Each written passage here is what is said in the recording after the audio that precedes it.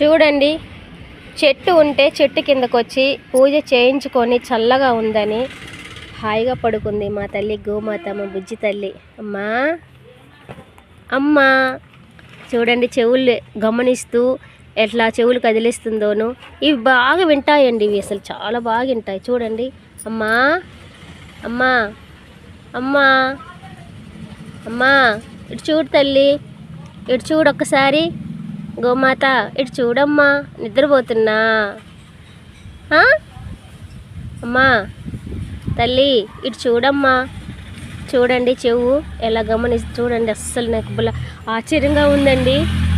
Just నేను ఈ వీడియోలో అలా చూడటం తప్పనిచ్చి రియల్గా అసలు నేను ఎప్పుడూ చూడలేదు. ఆ రియల్ అనుభూతి నాకు ఈరోజు కలుగుతుంది.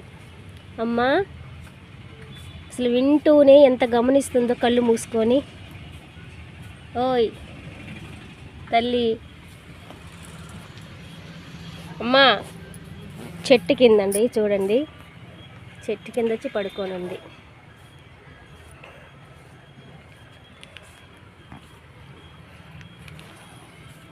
చాలా అదృష్టం అంటండి గోవు ఇంటి ముంగలకు వస్తేను చాలా మంచి జరుగుతుంది అని పెద్దలు చెప్తుంటారు.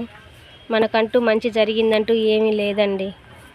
ఎవరో పూజ చేస్తే వచ్చిందండి, మన ఇంటికి వచ్చింది. మరి మన ఇంటికి వచ్చిందంటే మనకి మంచి జరగాలని కదా. మీరందరూ కూడా మంచి జరగాలని మనస్ఫూర్తిగా కోరుకుంటారు. నాకు తెలుసు, మా ఫ్రెండ్స్ మంచి వాళ్ళు ఉన్నారు,